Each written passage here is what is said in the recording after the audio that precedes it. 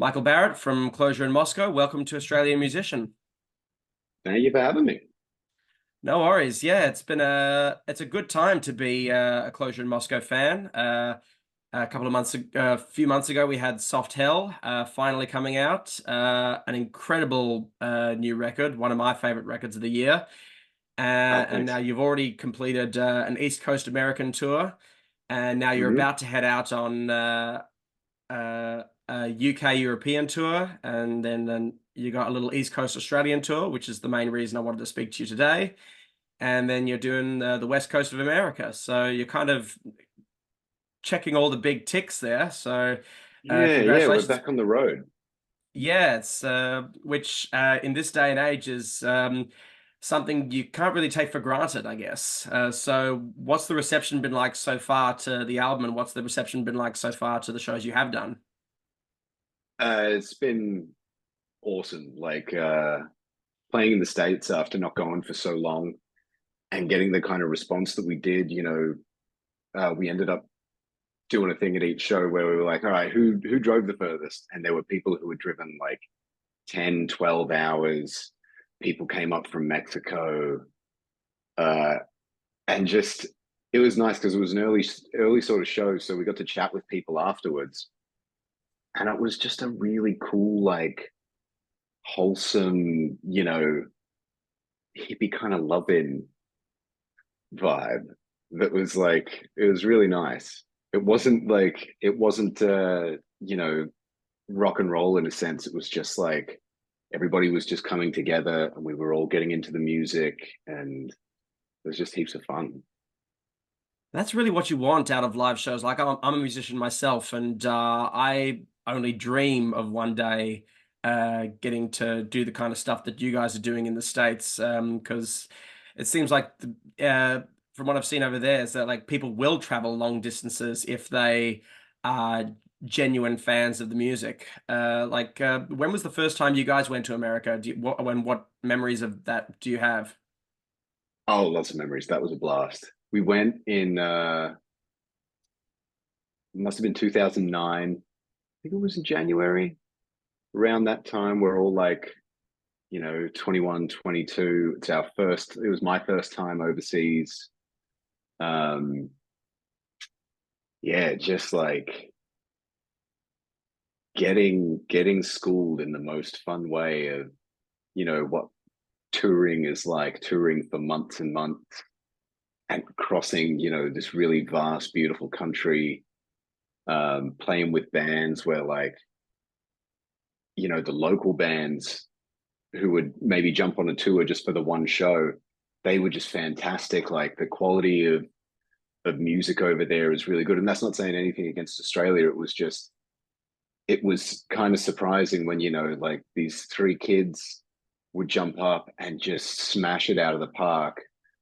Uh, and yeah, just seeing that and everybody's approach to music and the work ethic around it, I think was something we really hadn't been exposed to. We'd sort of been not insular in Australia, but we'd played with the little kind of cruise that we had and going over there. Yeah, it was like being exposed to the big wide world. You're just these tiny little fish in this massive pond. It's incredible, man. It's and I really hope that you can bring some of that energy to these Australian shows that you've got coming up, which is almost like there's been a lot of talk lately about like kind of festivals on the brink of extinction, and yet Yeah. here you guys are doing kind of a mini prog fest around the country with ToeHider and bringing out the Dear Hunter for the first time in over a decade. So, how did this little run of shows come about? Well, ToeHider, we'd known through our manager Mike Solo and Birds Row Collective. They're coming to UK, Europe with us as And well, America now, yeah, as well, yeah. and America, yeah, which is Finally. really cool. And really looking forward to watching them every night. That's going to be a blast.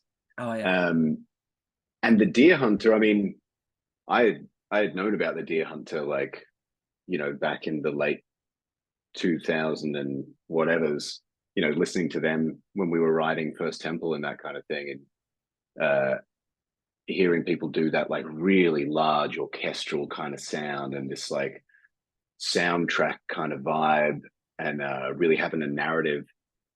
Um, and so I actually have no idea how that really came about, but our manager just probably got talking with them and was like, "Hey, do you guys know the Deer Hunter?" And we were like, "Yeah, yeah, that'd be really cool." And yeah, Yeah. they're coming out, and Well, Mike Solo is we've got to give props to Solo because he's very much an advocate for music and for progressive music in this country, in this territory as well. And he was the drummer for yeah, he's the ToeHider for absolute man.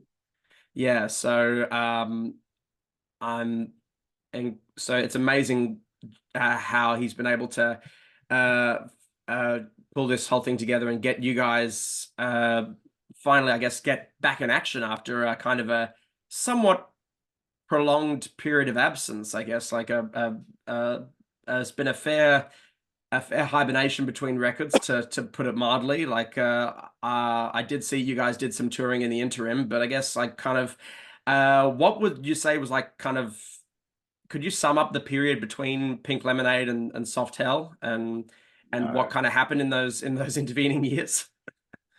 no, not quickly. And it's even so long ago that you kind of it's like a different lifetime. So it's hard to remember what the break factors were. I mean, it would have been just after 2014. I remember we had songs that we were writing that were, a bit of you're in that creative mode after doing an album, and so you keep going. And so we had songs going, but it was just figuring out how to finish them because we did Pink Lemonade was, this gnarly odyssey, and we really got that out of our system. And then we're like, oh, what's the next one going to be? You don't just want to do Pink Lemonade 2, and a lot of the older fans are calling, oh, do First Temple again. But as much as people want that, I don't think anybody wants to hear like a band, 10 years down the line repeat something that they did 10 years ago. It'll never hit the same strides. The people who loved the first one, they're not in the same place in their life. And it's like you just got to leave that nostalgia kind of where it is and let it be a part of the catalog. And we eventually kind of just came out with the idea of like, the good thing that we liked about First Temple was that it was a collection of songs, whereas Pink Lemonade, was this long run together kind of theme. And so we knew we had that. That was what we wanted to do. We wanted to have just these little things that made up an entire listening experience, like, like sort of the traditional album experience of it's just a bunch of songs. And I don't know why it just kept taking so long. Everything just sort of kept. I think once it got to a point where we were like, okay, it's been 2 years. We missed that, quick boat to ride the lightning kind of thing.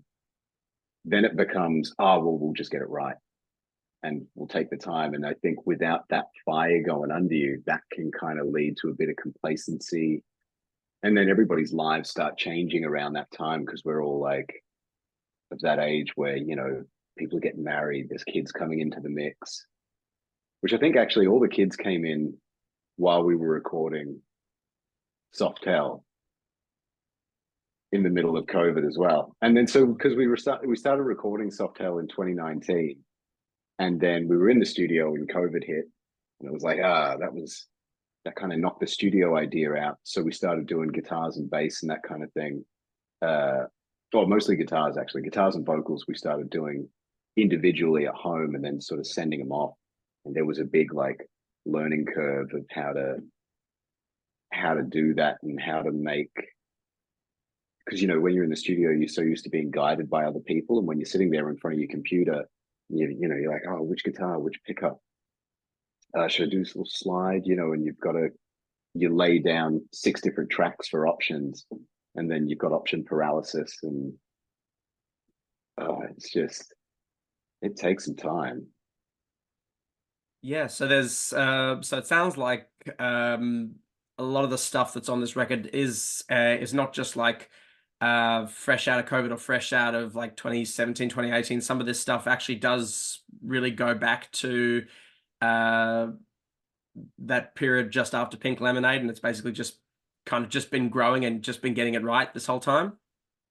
Yeah, and there was even stuff that was like there was a little bit in Lock and Key that was probably pre First Temple, like when we were writing on Guitar Pro, the tablature software. There was this little thing that had never been used because we were like, oh, it's it's using these pizzicato strings. We couldn't sort of do it. And funnily enough, like technology sort of gets to a point where you're like, oh, maybe we could do this in an interesting way, and that kind of spurred on spurred on like this whole song. So yeah, it was that was kind of a nice thing about it that they say when you're doing your first album, you spend your whole life writing that first album. Second album's like, oh, what the hell do we do? And then third album, I think you start drawing from other places that maybe you didn't first because there's not that like youthful exuberance of like, oh, just go, go, go, go, go, go, go, go. You kind of have the experience to sit back and go, well, what do we want to do with this song? What can we do that's interesting and different that would take, you know, our kind of sound and the listener on a different experience and something different than we're hearing, on the Spotify's or anything today. Yeah. As someone who's made albums and is currently working on material and trying to figure out what the next direction is going to be, I can relate to that wholeheartedly. So, so Baz, where do you kind of see your role in the whole writing process, and I guess what maybe go into some of your background as a guitar player, and seems like you've maybe got a bit of education under your belt as well. No, no education. Wow. Um, I did I did a certificate in audio engineering, but it was so there was like three lessons where all we did was watch Team America, and there was sort of nothing after it. Like it was just such a waste. You see, anybody who's been working in a studio for 2 weeks would know more than I knew at the end of that year. So that was the only little bit of education that was lent towards music that I had. I'm trying to learn more theory now. Now that I'm a bit older, I think I really want to find out more about this kind of thing and find out the ways just to get a framework in my own head, to get like the internal communication wise flowing a little bit smoother when there's a new idea and you're like, okay, how can I get this without going blunt, no, blunt, no, blunt, no. Oh, there it is, and that kind of thing. But yeah, as far as my role in closure goes, definitely a guitar player, but I mean, like everybody does, we all kind of chip in each different ways. Like, Sal played some guitar on this album. I'd written some drums. Um, it kind of comes from everywhere as far as like the parts and the vibe for the song. Like Keeper of the Lake originally started as Chris and Dunk had kind of come up with this intro and this verse thing, and that got developed. My favorite thing is like Sal had really the most of the kind of song bits for the title track Soft Hell, which is one of my favorite tracks, and I love that. And I have the most fun when they've got that and I sort of go through the session and I'm like cutting little sections out and moving this little bit here, and I'll be like, oh, we'll get rid of that guitar and we'll move that over here. And it's fun because you're not thinking about it. You don't know how it got to that point. You're just presented with this sort of chunk of material, and and they're like, I don't know what to do with it at this point. And then you go, okay, I can, you know, have a fresh take on it. And that was a really fun track as well because Sal played some guitar on that, and where he definitely wrote guitar, like the guitar in the chorus, which just starts off just smacking one note for ages. And it's one of those things of I loved it when I heard it, and I never would have done it if I was, writing that kind of thing. I would have gone, no, I can't just play one note. I've got to do something. I've got to do a slide. I've got to do a bend. It's not, interesting enough. But when somebody else gives you that and goes, play this, you kind of you look at it through a different lens, and I think you appreciate it a little bit more. And so that's been like a really fun thing of like the team writing kind of experience that we've gotten to and developed over the years.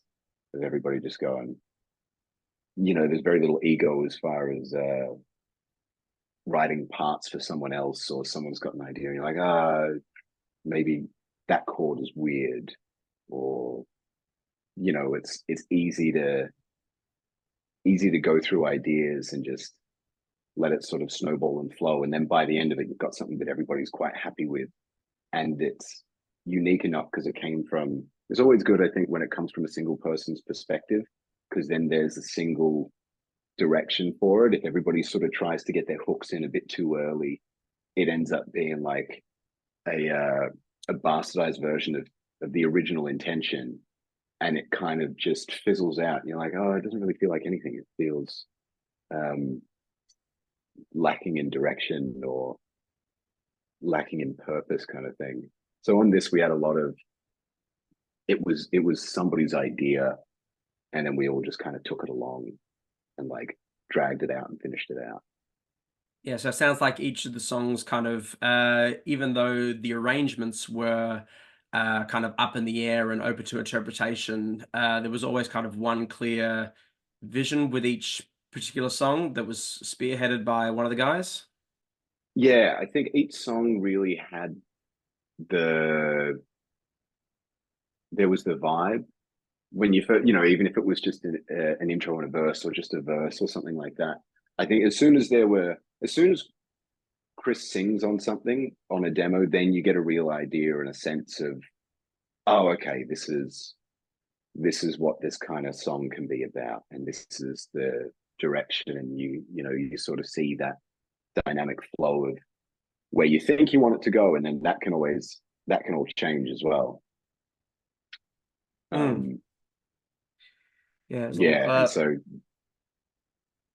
mm. that whole experience and the problem solving of that was heaps of fun, and I really miss it. I can't wait till we get back into actually recording stuff and making stuff again.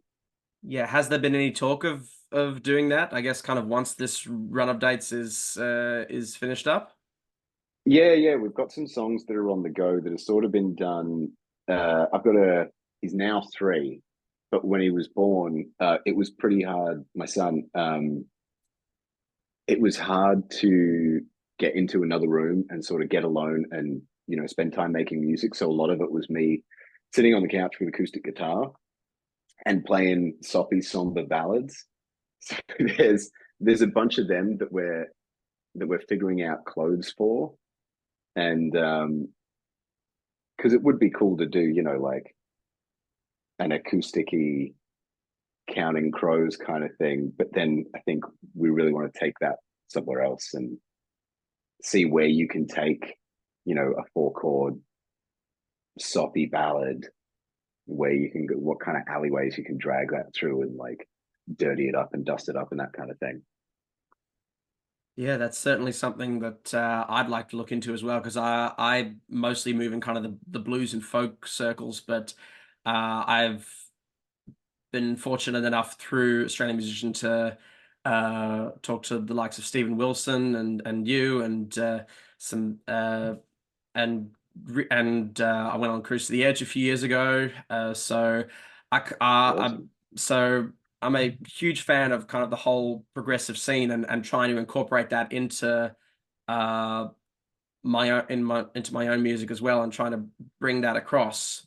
So yeah, certainly it'd be interesting to see kind of how a Closure in Moscow acoustic record would sound, I guess. Yeah. Yeah, well, I mean, that's the thing. It wouldn't. I don't think we would do it acoustic. It would end up Yeah. being Or how it would start because acoustic we and would. then grow from there. Yeah, yeah. Yeah, Because we exactly. Yeah. always just add stuff in the box and we get carried away, and that's how it always goes. We always have the intention like, oh, let's do this um just with our instruments. We could do it live, and then you start adding some things in Logic or whatever, and by the end of it, you're like, oh, okay, this is going to be interesting to play live. Let's see how this goes. Yeah, so getting back to the live side, let's talk a bit about gear. So I imagine with all the touring you're doing, you'd have to find a way to kind of compact your rig a little bit for logistics and stuff. So what are you using at the Yeah. moment? Yeah. At the moment, I got actually for the amp, I've got one of these Victory. I'm not sponsored, by the way. Victory V4 guitar amps, and it's like weighs about 1.5 kilos.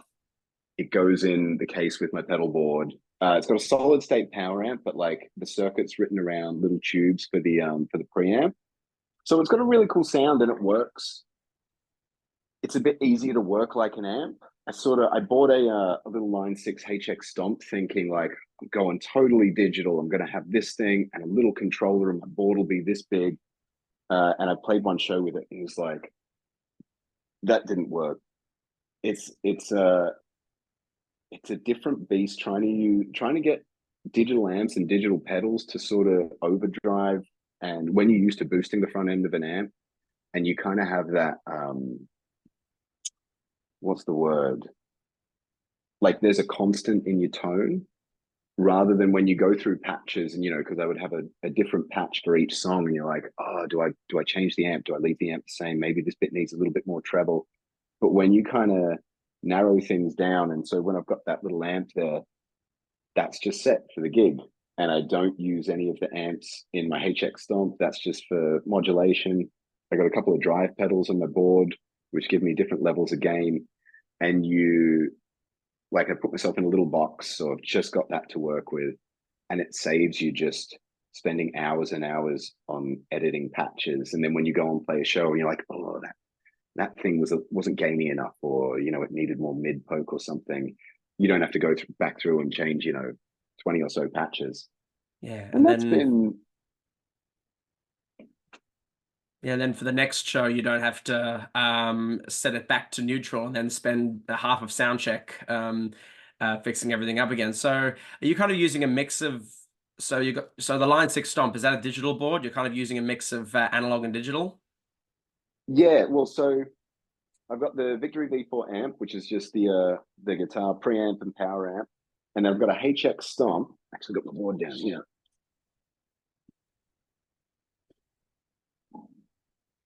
So I've got Oh, nice. Yeah.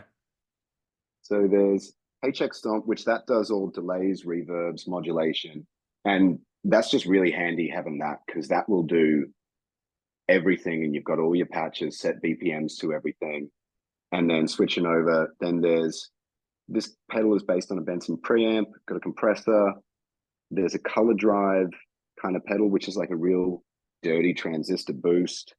A little volume preset because I don't have time in between parts to twiddle my volume knob, so that's handy for like dropping the gain level. And then a little Maxon OD808, which is Manny's, and this thing has been around for ages. This is like Manny had that when he first joined the band, and we use that for First Temple and everything, and then a Pog for all the like organ sounds and octave and that kind of thing. And that kind of like does it all. And it is limited, but it's kind of nice because it keeps you focused on just playing and not worrying too much about toe tapping, and you don't go if you're at the show and you're just like, oh, it's a bit muddy in this room, I'll just turn the bass down, and then your whole rig, the bass is down, Yeah, and I which is saw quite there's like easy. a little switcher at the bottom there. So I guess all the pedals kind Oh of go yeah. into that. Yeah, and yeah, which is again something you can kind of take for granted. It's a good kind of midway point for people who want to, I guess, have their presets, but don't want to completely give up all their analog pedals. Like Yeah, exactly. And it keeps the modulation and the drive separate. So I can go through the drive stages without changing the patch on the line six. So I can sort of keep a chorus going or something like that. So like I got to do, just one extra toe tap to completely change sounds and then that's it. But I sort of get more options within it because I've got all the levels of drive. So that switcher just really controls like levels of drive and the pog. hmm. And then yeah, line six will just do all the modulation. And there's a little aux switcher which I use for like a little special effect thing or like a patch within a patch. Hmm. Yeah, so when you go out and do like a run of dates, like you got the Europe dates, and then you come home for I guess a couple of weeks, and then head out across the East Coast here, and then you go out to America. Is it pretty much a fixed set each time, or is there room for in terms of the set list, or is there room for something to kind of add on the fly? Or There is room for something to add on the fly, but typically we do keep it pretty. If we find something that's working, we'll keep it pretty solid. At the moment, we've got a pretty solid set, um, but it just depends on how we kind of feel. Like if we get bored, then we'll start going, oh, okay, let's maybe run this song in sound check and see how this goes, or something along those lines. But yeah, at the moment, we've got our set that we're doing for UK and Europe. And so, our audio engineer and lighting engineer, they've got that. And that's what we're going to roll with. And then, yeah, we'll change it on the fly if something's feeling a little bit weird, or maybe, the crowd's not vibing anything. yeah, so you mentioned your audio engineer, your lighting engineer. Are you guys so do you tour with those guys as well, or do you are you supplied a different person in each territory, or But yeah, we've been playing with our sound engineer, which is Kevin Tat, and he's just brilliant. He's like fantastic and the chillest, best vibed man. He's just so wonderful to have on the road. oh yeah. Not Mm. just sound wise, but like spiritually. Like he's just for somebody who has to deal like because when you go in, the problem's going to be with the PA and the rig. And he's gone in there and had some like flying faders moving around, and he never breaks a sweat. He's always relaxed, and it just keeps everything so chill. And it's like it's a dream having him out, and we're so like glad and grateful that we get to have someone like that come out with us. And then for lighting, we got Zoe who did lights for us on Sleep Makes Waves run that we did, and so she's coming out to UK Europe this time, so that'll be heaps of fun as well, which is brilliant. Yeah, I think I saw Kevin like years ago doing sound for ToeHider, and it just sounded amazing. So it's great to Yeah, see that he's he's kind brilliant. of just keep just carrying on and continuing to make everyone sound good in that scene. So Yeah, yeah, lucky you guys, you get kind of it's sounds like a small crew, but if you got all you need with like those couple of people, um, then it's great. So I guess so. Are you kind of happy with where the band's at the moment? Like, I don't want to try and get into the whole economics of touring and stuff, but it's you guys are like probably like one of the luckiest bands in the world at the moment, I'd say, to be doing what you're doing at that level in yeah. 2024. So I mean, I think at the moment, yeah, we're all really grateful, and like the dreams of being young rock stars have long since faded, and you've got to accept that like there's a lot more responsibility. You don't have the time that you had you know in your early 20s, and the level of irresponsibility and that kind of thing. And so when we come together, it's just really like everybody's in a good mood, everybody's happy to be there, everybody wants to be there, wants to just play a show and have fun. There's no like, oh, we've got to do this song so that we can get this song bigger on this thing, or it's just let's play the songs that we want to play and have fun. And that's kind of it. yeah, And absolutely. make it work within with family life and that kind of thing too. As is the case with a lot of people, it's not enough to just be a musician these days. Like once you get to a certain point, and you got to consider family and everything. So, but no, I'm very excited to come and see you guys, and especially with the Dear Hunter and ToeHider. That's just a massive uh, prog sandwich right there. So thanks Yeah, so it's much going for to be a put hell of a show. yeah, so thanks so much for putting that together. And anything you'd like to say, I guess, to anybody who's on the fence about coming to this one? It's going to be an absolute banger. So come on down. Thanks so much, Baz. Great to talk to you, man, and all the best for Closure in Moscow in 2024 and beyond. Cheers, mate. Thanks very much. Thanks for having me.